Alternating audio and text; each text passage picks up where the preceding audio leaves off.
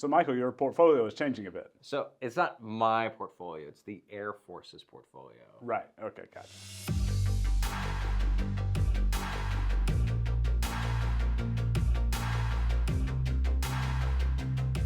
Welcome to The Breakout. I'm Lee Ferran. And I'm Michael Marrow. We're talking about Air Force acquisition and how there's been a recent shakeup in acquisition portfolio. A lot of people getting new business cards. Michael, what's going on? Well, so step into my time machine with me, Lee. Okay. Back to November. So nice. And, fall foliage, everything, really great scene. And you'll recall that Secretary of Defense Pete Hegseth gave this big speech outlining acquisition reforms across the Department of Defense, right?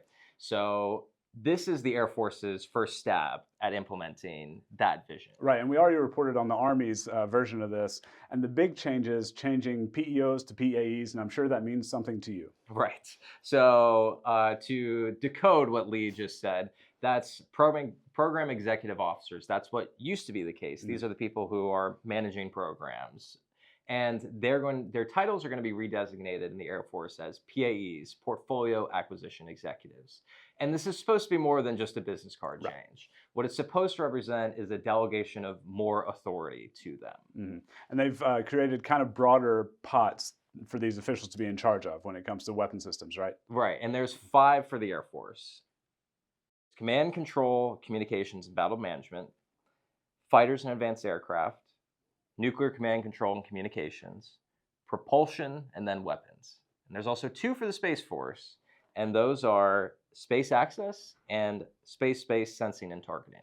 So the Air Force has named leaders for those offices. Right. Industry, you're going to want to know who those people are, so check them out on our website. The Space Force has not yet done the same. And some of them are going to be familiar names because a lot of these guys were already running pretty high-level program management offices. Right. So, propulsion, for example, John Sneeden has been the Air Force's director of its propulsion unit for a while now. He's staying in that job. Similar cases across other portfolios in the Air Force. Part of the reason is that the Air Force has taken steps in recent years to consolidate programs in this way. So their remits are staying the same, but they're supposed to be getting more authorities. Now, the Air Force is still working through what those things could be. Right.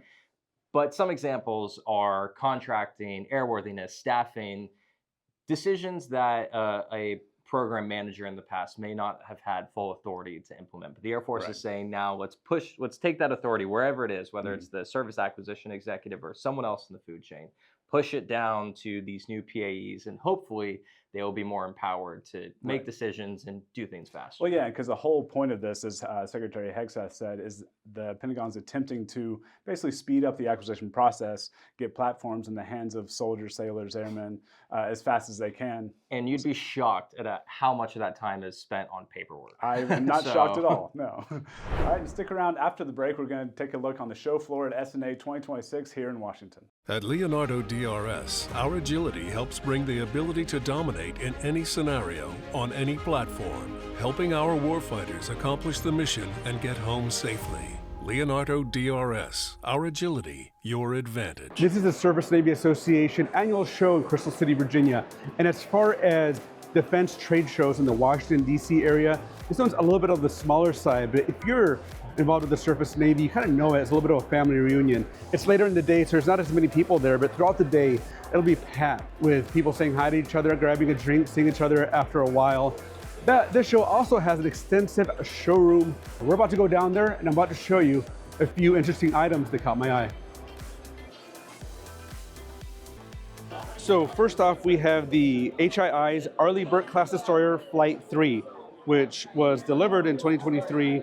And it's got a couple interesting things about it, which is it's got the RTX SPY-6 radar, which will pick up any kind of incoming threat like a cruise missile, a drone, and even hypersonic missiles. A company like HII does a lot more than only the building of the ship. They're actually involved in the entire lifetime of the ship, a lot of times from design to maintenance, ongoing maintenance.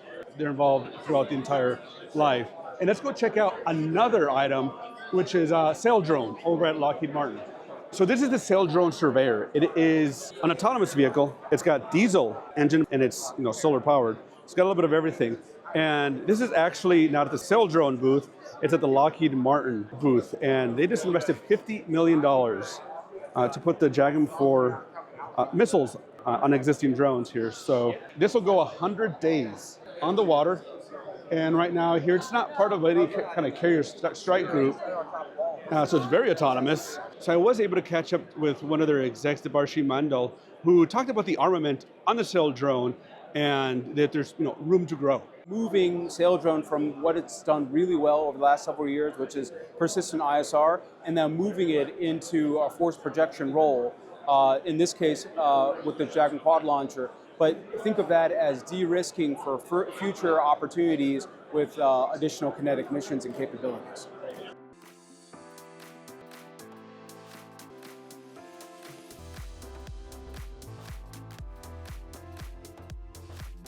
And now we're at Austal, which has a 338 feet expeditionary fast transport catamaran. And it's a twin hull down there. And that's going to come in very important because not only is this transport, but it's also intended to be used as a hospital.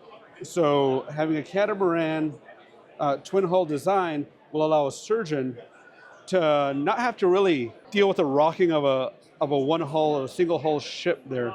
Kind of front and center, front of the show is the RTX Standard Missile 2. It's the SM-2. And let me tell you, there's not a whole lot standard about it. Something that will protect a ship in 90 nautical miles, and it'll kill airborne threats 65,000 feet in the air. So the U.S. Navy has also confirmed that in 2024, you might remember all those engagements in the Red Sea with the Houthis. This was used to protect ships there. I hope you enjoyed this glimpse into the Surface Navy Association Conference in Crystal City, Virginia. And we mean it when we say that if you see anybody from the Breaking Defense team at any event, come up, say hi, tell us what you got going on, and we'll see you at the next one. All right, that's it for us this week. Be sure to like and subscribe so you get the breakout in your inbox when it's ready. And if you happen to have ears, you can listen to us wherever you get your podcasts, also on YouTube. So be sure to check us out there. We'll see you next time. I'm Lee Ferran. And I'm Michael Marrow.